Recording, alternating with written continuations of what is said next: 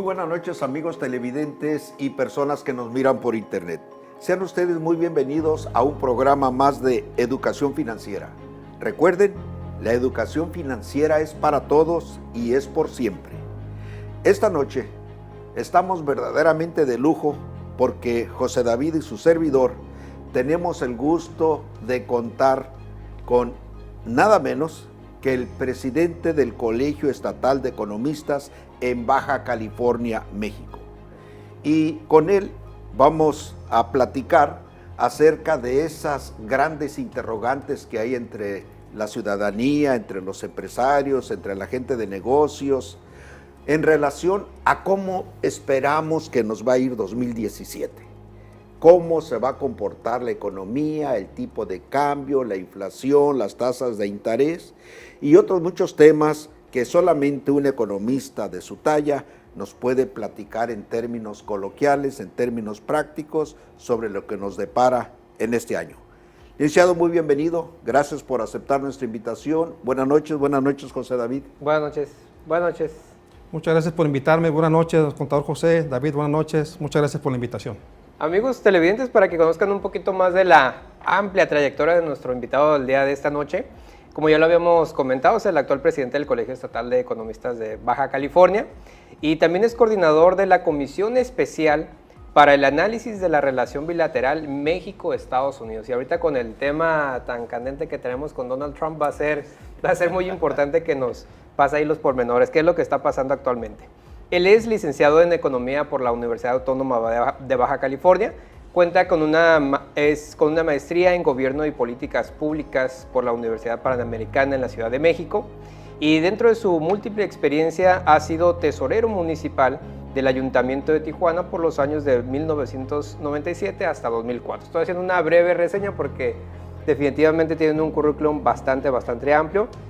Le agradecemos el que nos acompañe y pues empezar a platicar, ¿no?, qué es lo que nos espera en este 2017 en materia económica. Muchas gracias por la invitación y sí, claro, hay temas muy interesantes en el contexto internacional, México sobre todo y las perspectivas económicas que nos esperan para este año. El maestro Domingo Ramos Medina, para nuestros televidentes, tiene una amplia experiencia tanto en la práctica independiente como en la práctica del servicio público y ahora seguramente con el doctorado que está haciendo también en la investigación. Así que tenemos todo un personaje. Domingo, gracias por aceptar, pero yo quisiera que a nuestros amigos televidentes empezáramos por tranquilizarlos o darles información pertinente acerca de esa situación que hoy día preocupa tanto a los mexicanos y a todos los analistas sobre los tweets que a veces en las mañanas pone el presidente Donald Trump y en el que dice que la negociación de Telecán va a ser siempre que se favorezca a la economía norteamericana y que además sigue con su necia idea de ponernos un muro más en la frontera. No sé cómo, si en Tijuana ya tenemos 2 alambradas, un tercero no me lo imagino, ¿no? Entonces, yo quisiera que nos pongas un poquito en contexto cómo está la relación México-Estados Unidos con la situación y el estatus de Donald Trump.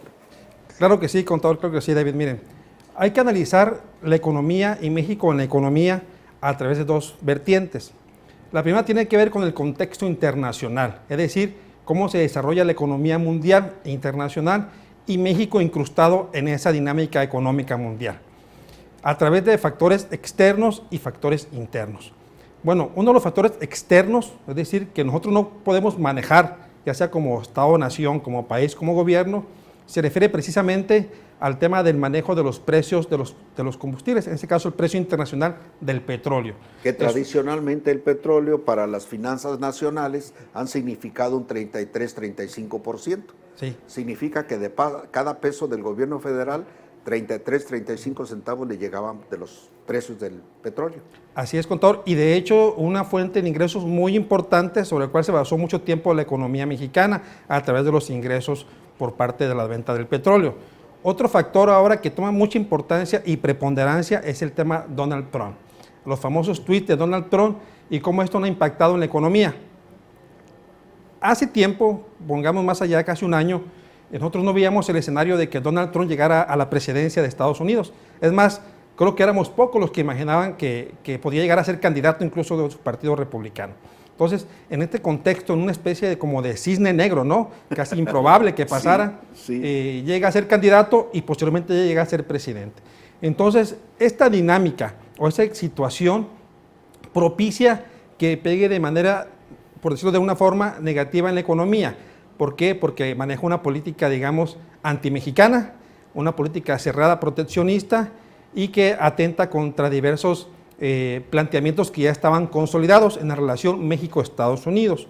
Entonces, al darse esta situación de que primero es candidato y posteriormente llega a ser presidente, eso se refleja de manera inmediata y de manera negativa en nuestro tipo de cambio peso-dólar. De tal manera... Por la importancia de la economía norteamericana con la de México, en donde alrededor de un 80-85% nuestra relación comercial es con Estados Unidos. Así es, el 80% de nuestras exportaciones van hacia Estados Unidos. Pero bueno, este comportamiento igual tiene un fundamento económico. Donald Trump, en este caso, quiere revertir algunas condicionantes o algunas variables que están de manera negativa.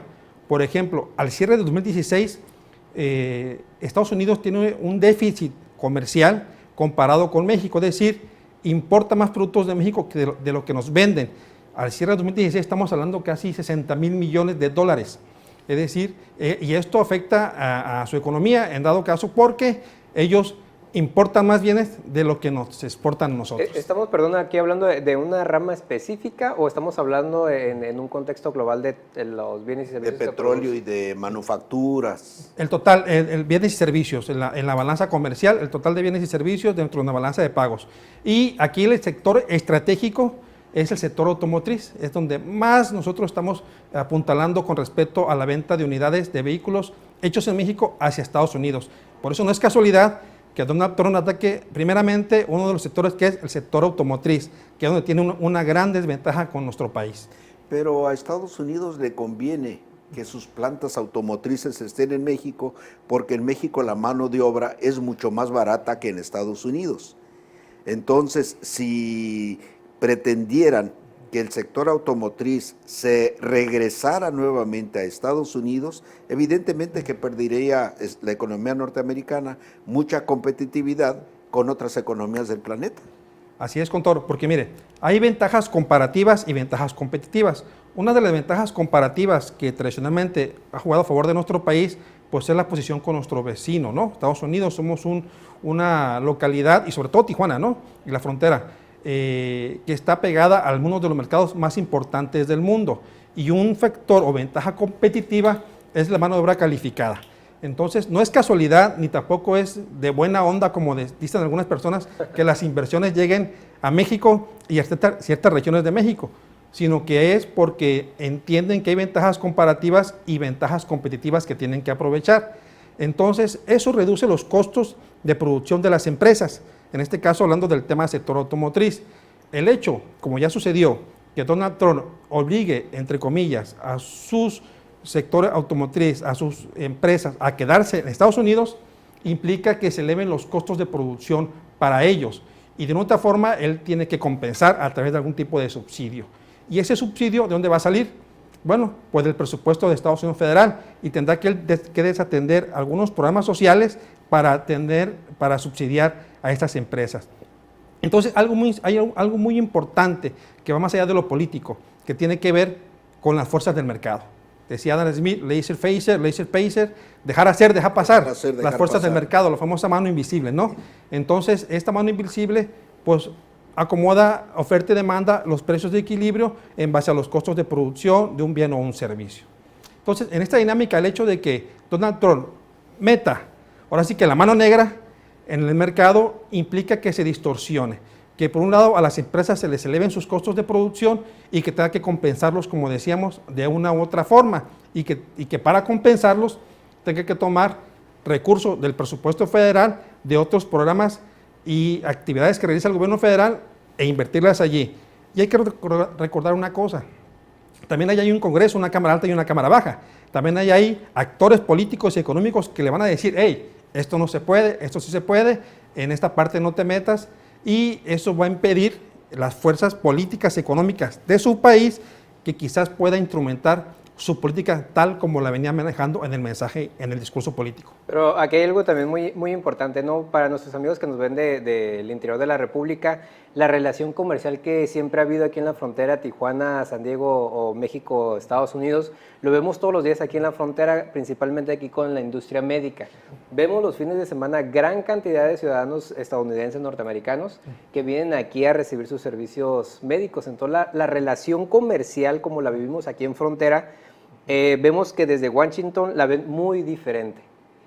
Pareciera que quieren romper esa barrera. Y a veces también desde comercial. la Ciudad de México, ¿no? Los fronterizos sufrimos por igual.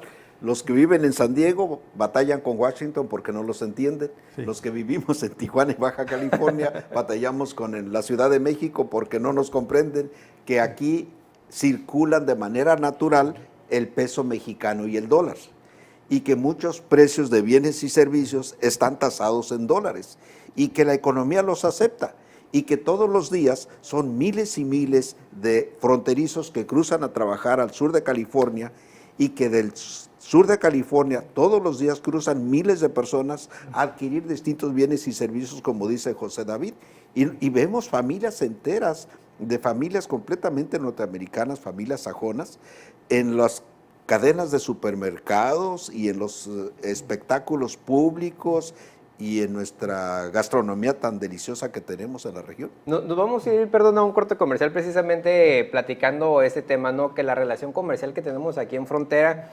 definitivamente la veo muy difícil que se llegue a romper por alguna decisión de México o Estados Unidos, porque lo vemos aquí todos los días, ¿no? Entonces vamos a ir a un corte comercial y amigos, recuerden, se pueden comunicar con nosotros a través del correo pef@peftv.mx, así que continúen con nosotros.